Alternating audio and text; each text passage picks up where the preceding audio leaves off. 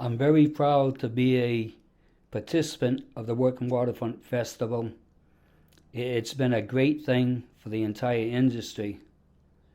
And I'd be the first to say that the only connection we have right now is to continue the Working Waterfront Festival.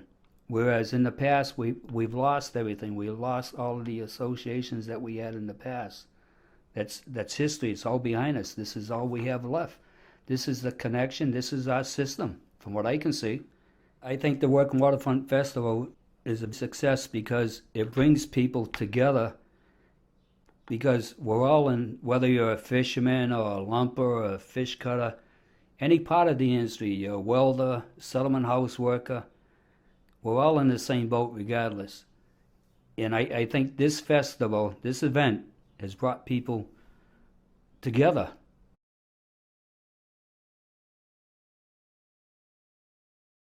No one was really sure if the first Working Waterfront Festival was going to be successful. We weren't sure about the weather. How could you possibly have a whole festival dedicated to just fishing, and as something as grimy and brimy and rusty as the fishing fleet in New Bedford? But we figured if there was seafood and a seafood tent, and people could get New Bedford's world famous shellfish and seafood at the tent, that it had a good chance of attracting some people. And when it first got off, people started showing up, and more people, and more people. And it dawned on me personally that Laura was absolutely right in her sense, her vision of what would resonate with people. Man against the sea, it's all there. And amazing maritime narratives attached to it that extended for generations across families and relatives. It's absolutely a gift to anybody who's interested in maritime culture. I think like if people really didn't care about the fishing industry, they wouldn't be there. If they were just there just because it was something to do and it was free, they're not really going to ask too many questions, you know? So I think the people that ask questions are intrigued because they're interested. People are interested. They want to know where their food comes from. So they ask me these questions. If the scallop is, say, yay big, and the ring's 4 inches, how do the scallops stay in the bag? And I'm like, they're in a shell. They don't realize that scallops are shellfishes. And this baffles my mind because, you know, I've done it my whole life, so it's second nature to me. And then people, they don't know, they just assume that the scallops come out of the ocean like that. And I've gotten that question a lot. That is one of the questions I've gotten a lot.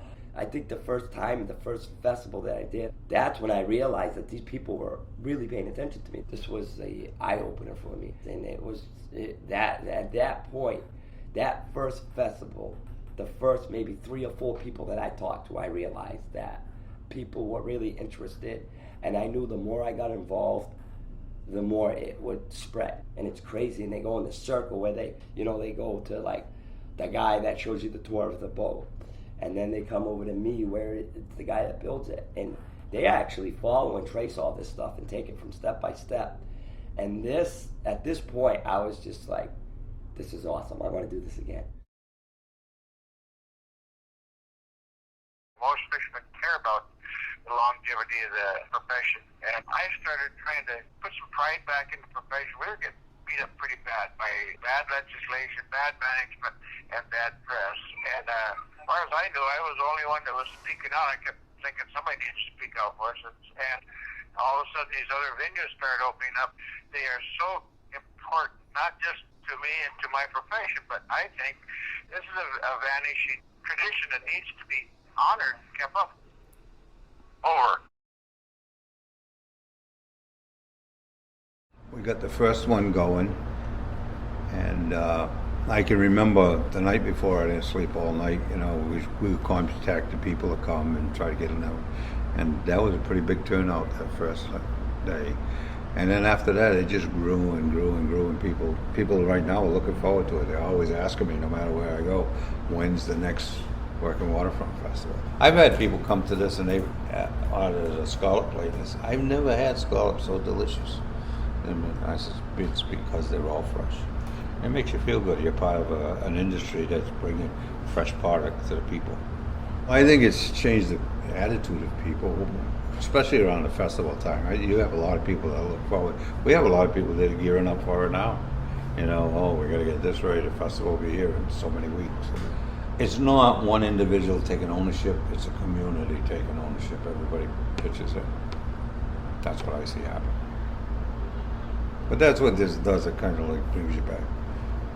Family getting together. It's like a family, you know. During the festival, I see all the old-time fishermen like myself. They'll come, they'll sit, they'll talk. And you always start talking about what happened when we were fishing, what we used to do. And I'll sit down, I'll spend sitting on a bench there, spend a half an hour with one, half an hour with another. And next thing you know, it's time to go home. And you know, that's all you've been doing is talking to old friends.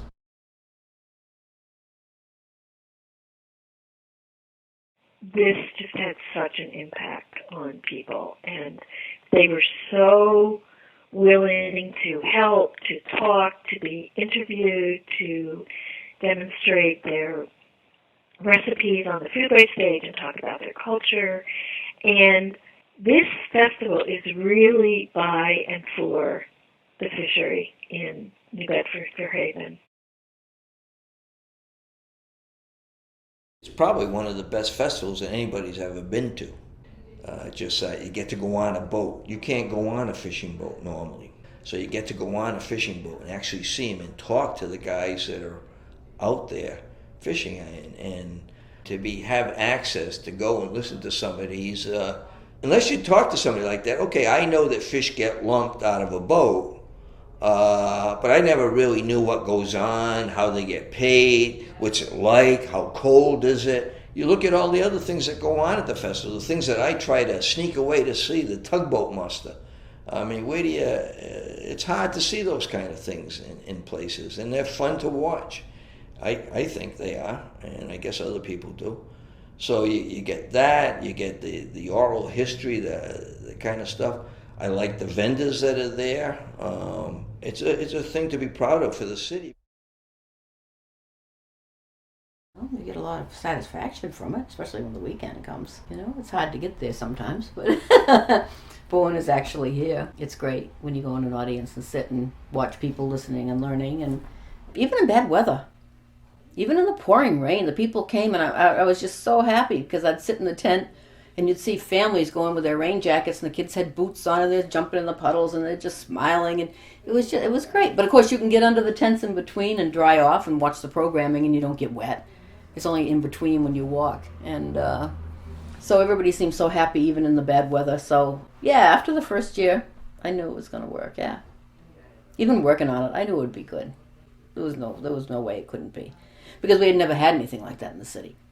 Even the outside things from the festival, I think, are just as good. You know, we've done the radio programs and the film night and the book, of course, and that's been a great trip too. It really has. They need to listen more to the fishermen and what they've got to say, because they know more about the oceans and how things react and live than anyone from a school book. I think it's important to get that history down, because, as I say, we're losing it fast. There's not many left that know it, and it's sad if it just goes and no one's, documented it. So it's a good thing for those reasons. I've always perceived that the future of commercial fishing in general, all aspects of it, in large part is dependent on public's perception of it. We have this thriving industry here that is, the number one seaport in the United States in terms of dollar value of catch landed for the last 10 years. There's a lot of activity and a lot of money, a lot of infrastructure, a lot of support services. I always thought tourism and commercial fishing could go fit together like hand in glove and be a boon to the economy. I volunteer my boat every year, and I've supported it ever since. I believe in it. I believe it's a very good thing for the industry in general, and how the public perceives it, and consequently how they vote. But I enjoy it so much. It's always been tremendously rewarding. From the second I've heard about it, I was in. continue to be in as long as I can.